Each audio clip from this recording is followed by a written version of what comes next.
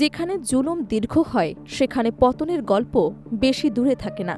মধ্যপ্রাচ্যের রাজনীতিতে নতুন মোড়, দীর্ঘদিনের সংঘাত, যুদ্ধ আর অভিযোগের ভারে চাপে পড়েছে এক শক্তিশালী নেতৃত্ব।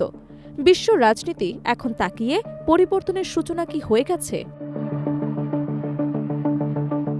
মধ্যপ্রাচ্যের চলমান অস্থিরতায় নতুন করে আলোচনায় এসেছে ইসরায়েলের অভ্যন্তরীণ রাজনৈতিক পরিস্থিতি।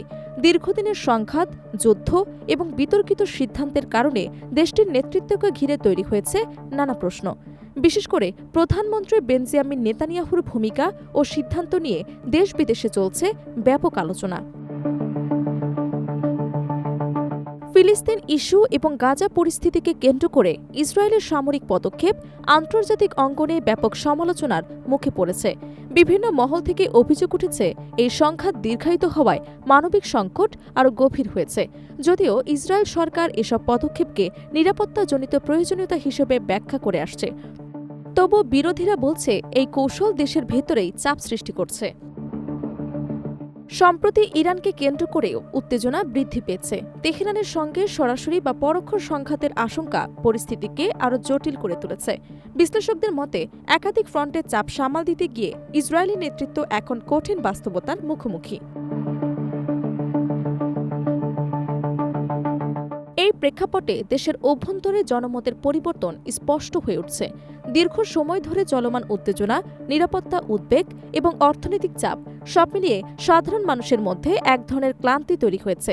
বিভিন্ন শহরে সরকারের নীতির বিরুদ্ধে বিক্ষোভ ও সমালোচনাও দেখা যাচ্ছে। একই সঙ্গে ইসরায়েলের রাজনৈতিক অঙ্গনেও শুরু হয়েছে নতুন সমীকরণ।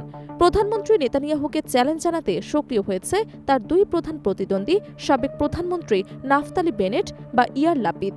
তারা আসন্ন নির্বাচনে একসঙ্গে লড়াই করার সিদ্ধান্ত নিয়েছেন। দুই নেতার দল একত্রিত হয়ে একটি নতুন জোট গঠন করেছে, যার লক্ষ্য হচ্ছে বিরোধী শক্তিকে একত্র করা এবং বর্তমান নেতৃত্বের বিকল্প তৈরি করা। যৌথ বিবৃতিতে তারা জানিয়েছে, দেশের অভ্যন্তরীণ বিভাজন দূর করে একটি স্থিতিশীল রাজনৈতিক পরিবেশ গড়ে তোলাই তাদের প্রধান উদ্দেশ্য। রাজনৈতিক বিশ্লেষকদের মতে এই জোট গঠন ইসরায়েলের রাজনীতিতে বড় ধরনের পরিবর্তনের ইঙ্গিত বহন করে। কারণ আদর্শিক পার্থক্য থাকা সত্ত্বেও শুধুমাত্র বর্তমান নেতৃত্বের বিরোধিতায় এক হওয়া এটি একটি তাৎপর্যপূর্ণ রাজনৈতিক পদক্ষেপ।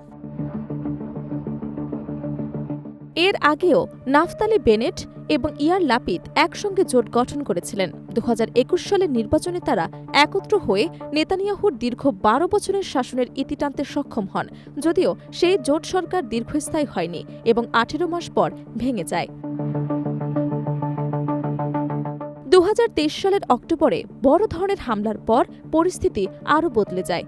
সেই ঘটনার পর গাজার সামরিক অভিযান শুরু হয়, যা এখনও পর্যন্ত আন্তর্জাতিক অঙ্গনে আলোচনার কেন্দ্রবিন্দুতে রয়েছে। এই প্রেক্ষাপটে নেতানিয়াহুর জনপ্রিয়তা নিয়ে প্রশ্ন উঠতে শুরু করেছে। সাম্প্রতিক জনমত জরিপগুলোতে দেখা যাচ্ছে আসন্ন নির্বাচনে তার অবস্থান আগের তুলনায় দুর্বল হতে পারে। অন্যদিকে নাফতালি বেনেটকে সম্ভাব্য শক্তিশালী প্রতিদ্বন্দ্বী হিসেবে দেখা হচ্ছে। সাবেক এই সেনা কর্মকর্তা ও প্রধানমন্ত্রীর রাজনৈতিক অঙ্গনে নিজের অবস্থান শক্ত করতে সক্রিয় রয়েছেন। সব মিলিয়ে ইসরায়েলের বর্তমান পরিস্থিতি কেবল একটি দেশের অভ্যন্তরীণ রাজনীতি নয়, বরং এটি মধ্যপ্রাচ্যের বৃহত্তর ভূ রাজনীতির সঙ্গেও গভীরভাবে সম্পর্কিত।